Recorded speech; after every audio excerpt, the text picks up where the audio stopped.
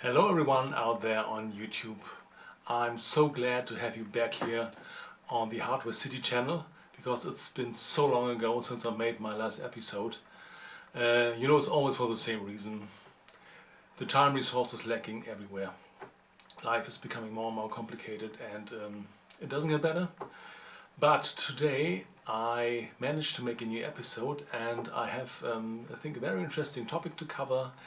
And it's so interesting that I decided to make more than one episode about it. As you already know, I am somehow addicted to classical physics, and I also have a crush on everything that was invented in the time where these great men like Faraday and Heaviside and Marconi and Tesla and Edison were having the time. And all the things they discovered and they built still fascinating me today.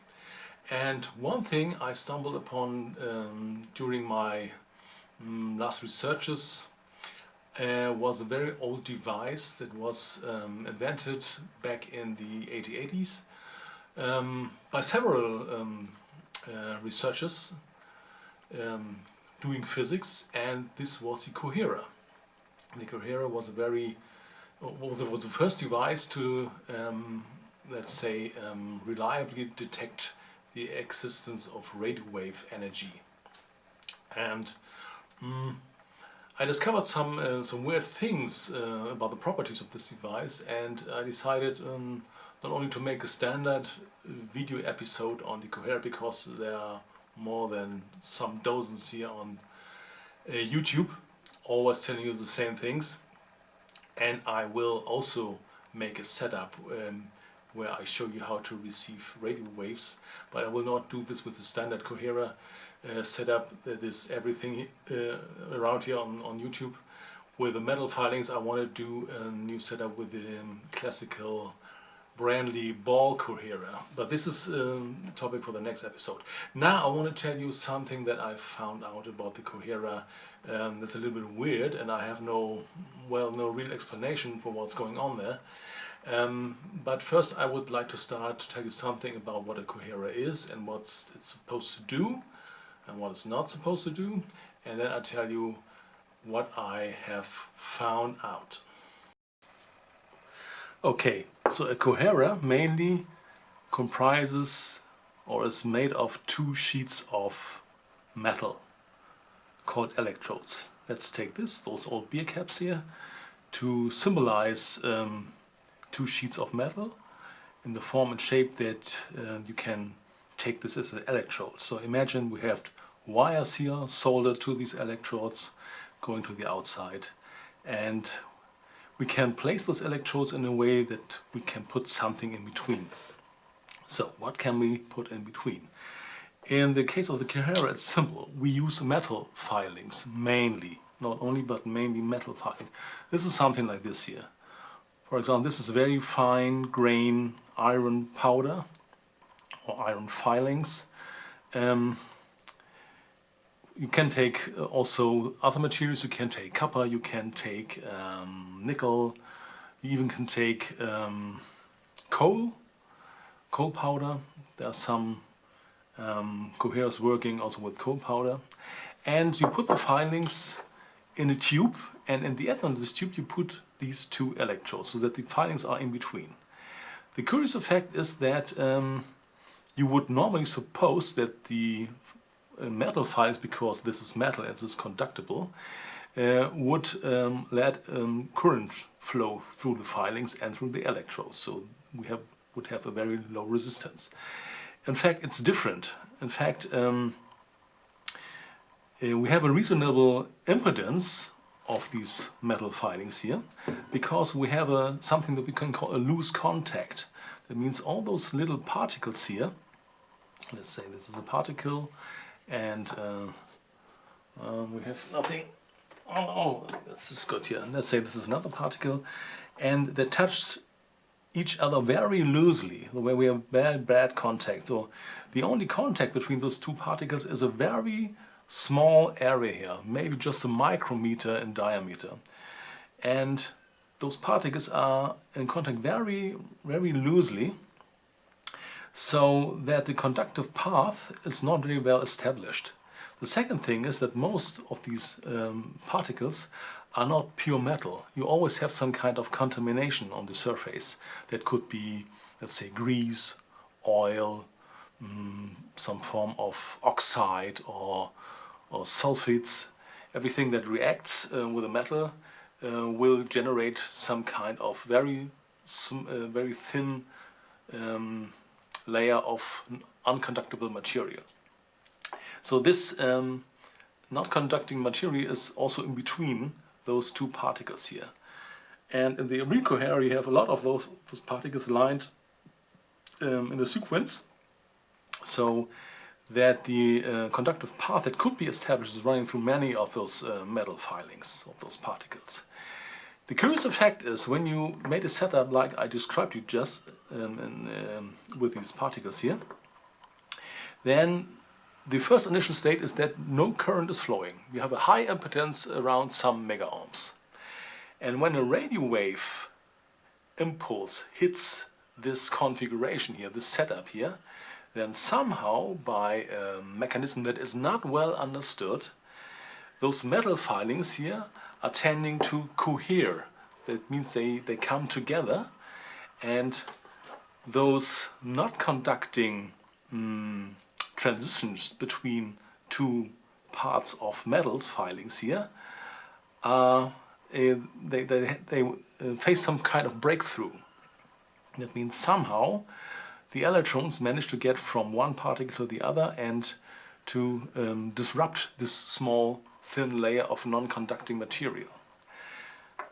The first theory was that this was due to the energy of the RF wave input, and that the energy was somehow melting together those two parts. That means we had some kind of a welding process and the metal filings were sticking together.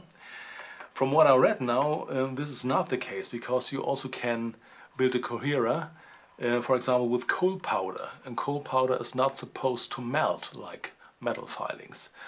So in reality this will be a different process that brings those filings together, and from what I know now, this is some kind of quantum tunneling effect that manages that electrons disappear on the one side of the non-conductive layer and they reappear on the other side of the non-conductive layer, and so establishing a path that drives some current. And in fact the reality is so that the impedance drops from some mega ohms down to some 10 ohms in 1 nanosecond. It's extremely fast switching, and up to now no one can really explain why this is so. So here you can see one of the coherers I made myself, and the construction is very simple. This is a glass tube, and you can see there are two electrodes made out of aluminum rods, and it's hardly visible here, or barely visible, that the inner endings here were cut down on a lathe, and they were slanted and with an angle of about 30 degrees. And this is not so important, but it shows that if the electrodes have an angled surface, that you get better results with the working coherer. And the inside here is filled with metal filings. In this case, this is a mixture of 45% nickel filings, 45% iron filings, and about 10% silver. This is more or less the mixture that Mr. Marconi used for his first transatlantic radio link, where he also used a coherer as a receiving device. So this is all. The trick is that you are putting this coherer to a voltage supply through a series resistor to limit the current, and when you tap on it, then you can shake those filings here, and they will normally immediately go into some initial state where you have a high impedance here. And when the radio wave hits the filings here, for example, from a piezo lighter like this here, then suddenly those filings are going to cohere and you have a low impedance path, current is flowing, and for example you can switch on an LED or act on a relay. But this is not what I'm going to show you now. We will cover this very basic function of the coherer in one of the future videos. I had a different idea. You know, in the last time I was dealing a lot with electronic noise sources like diodes and transistors and was experimenting with them.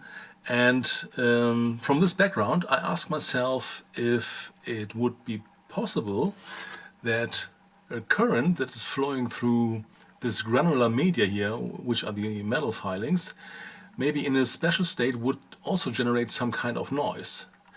In fact, this is a daring thought, because this is not the way a coherer is supposed to work. This is a passive electronic component, or it's more or less a mechanical electronic component. There's no electronic stuff here, it's not semiconductor, it's not a resistor, it's not a capacitor. It's just some metal filings between two electrodes. So it's passive. Has a resistance, and when a radio wave hits it, the impedance is going down and the current is flowing. So this is the way this device is supposed to be, and this is the way it was acting in all those receiving devices.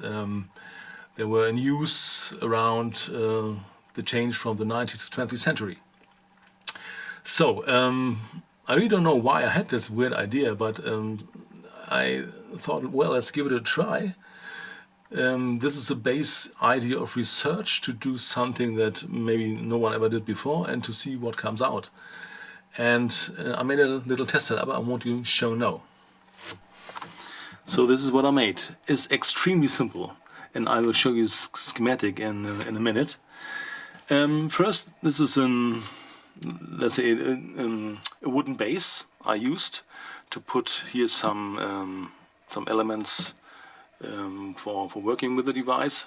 It's a switch for switching on the power supply, the control LED, and this is the knob for the potentiometer that regulates the bias of the coherer. Oh, sorry, I hit the camera.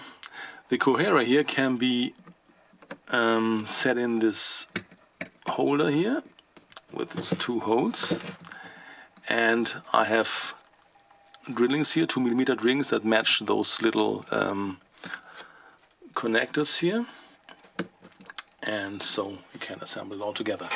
This here is the power supply.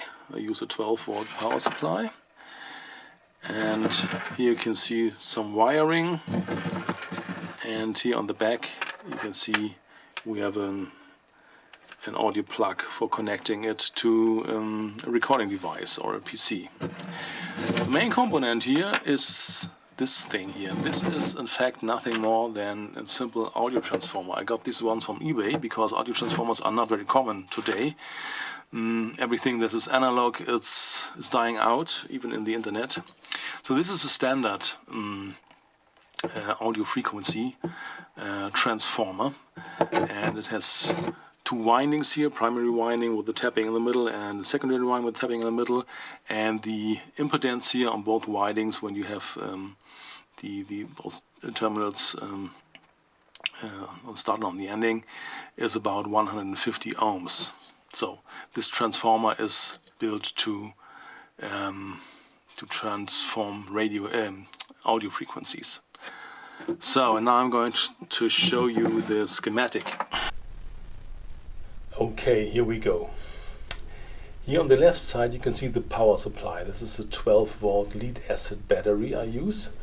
I first started my experiments with 9 volts, but it turned out that because the distance between the electrodes in my coherer setup is fairly wide, it should be a little narrower.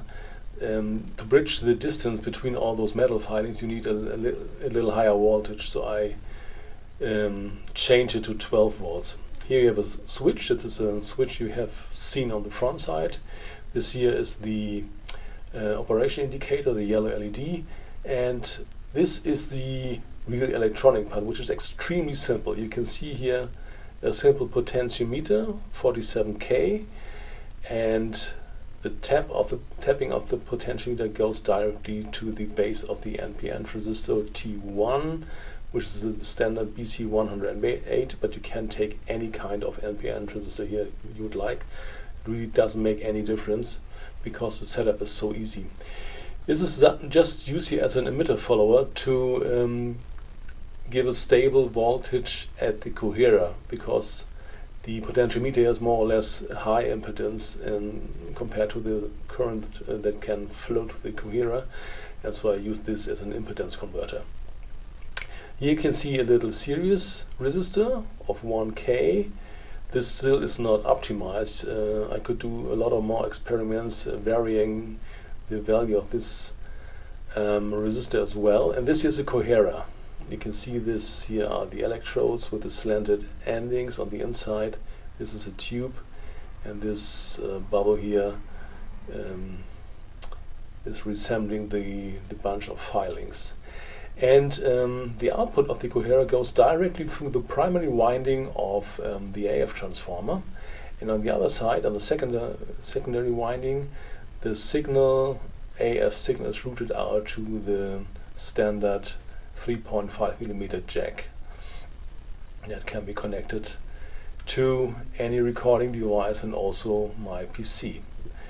So you see, it's extremely simple. The only thing you can vary here is the bias for the coherer, and the rest is tapping and pushing and poking on the filings here to see what happens. And now I can show you my results. So now I'm going to show you what I found out. Here you see my coherer setup. It's connected to the lead acid battery here, 12 volts, and I hooked on my scope here to the back side of the AF transformer, directly tapping the secondary winding. So what you can see here is normal interferences and noise, man-made noise you always have when you're living in rural areas like I do. So this is nothing special. Now I switch on the power supply and have set here the voltage level to 12 volts, so maximum. And remember, we have here the mixture of iron filings, nickel filings and silver. Now I switch on. First take a look here. The peak level here is around, well, say 20 to 25 millivolts. Now switch on. And you can see we have a rise here. We now have 30 to 40, sometimes 90 millivolts here. And you also can see in the characteristics here on the scope from the signal that additional noise has been added, because when we switch off we only have those impulses here, those interference impulses coming from the environment. When we switch on, we have a more or less steady noise floor here on the scope. Now I can start to tap the coherer, and you see we have sudden bursts. These are nothing special, because when I tap here, then the iron filings are shook, and of course we have a tremendous change in the current flow then. So this is nothing special, but if the change becomes steady, this is more interesting. And now you see it's become a little bit more. We have more level. Now again it's gone. We have huge bursts here. Okay. Now we have more or less the maximum level we can reach, and you see the signal has become very unsteady. We have a lot of spikes and bursts here. And when we use the trigger,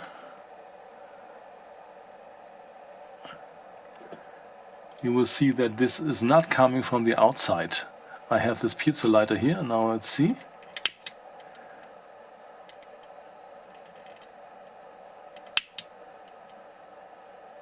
You see, when I switch on the lighter,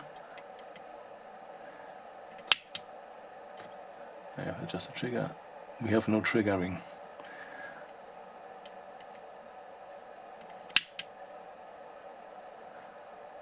This came later. and here's nothing. So it does not seem that this coherer here is actually susceptible to radio signals, radio energy from the outside. So these, what we can see here, these very chaotic signal going up and down in amplitude and intermitted by huge bursts and spikes, and yeah, see this. This stuff seems to come from the inside of the coherer. It's a process that's taken place inside of the coherer, not coming from the outside. And that's what's making me curious. And we can also hear this. We can now switch on Audacity and record this, and I can show you how it sounds. Okay, now I started Audacity and I adjusted the recording level, and I connected the coherer to the PC, and now let's see what we can get here. And you can see here, here's a noisy signal, and you can see that this is coming from the coherer. When I tap here, you see huge bursts coming from the mechanical movement of the filings. So the characteristic is that you have a more or less steady noise floor, but interrupted by those trains of spikes and those huge bursts, maybe also caused by some tiny vibrations here on the mechanical vibrations on the floor. I cannot exclude this. So now let's hear how it sounds.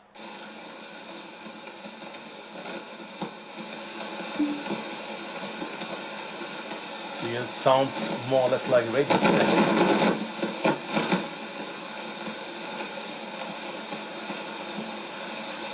Like you were tuning a radio receiver to an empty channel. But from my experience, this is not coming from radio static. This is something that's taken place inside of the coherer. And when we use the spectrum analyzer here in Audacity, you can see there's a spectrum that's declining to higher frequencies. This is not unusual. But apart from this, this seems to be more or less something between white and red noise, I would say. So when we switch off the device, you see that the noise floor is very much lower. There's definitely coming additional noise from the coherer itself.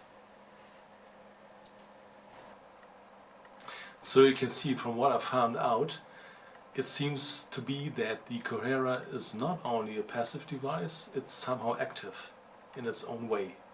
At least you can watch processes of noise generation and maybe of amplification of signals as well. I want to scrutinize this a little bit more in the following weeks. And additional noise energy is added to the base floor noise you always have regarding the impact of environmental signals. But something is added to this noise level in the coherer, and I have actually no idea where this comes from, and this is not the way a coherer is supposed to work. I had some similar experience with other devices I made. I once made a zinc heat diode that is based on zinc oxide, and a very curious thing is that this diode shows behavior of negative resistance in some areas of its characteristics. So you really can build, for example, oscillators with it. And I also made some sound recordings back in those times where I made those experiments with the zinc heat diode, and the sound was the same, had the same characteristic, this cracking and popping and bursts, resembling this same signal I observed with the zinc heat diode. So I asked myself if there are some correspondences between those two elements, and maybe also the coherer itself has some properties that may be related to negative resistance. Very interesting, and I think there's something more up to come, and I will show you and tell you more of my researches in the following videos. Bye for now.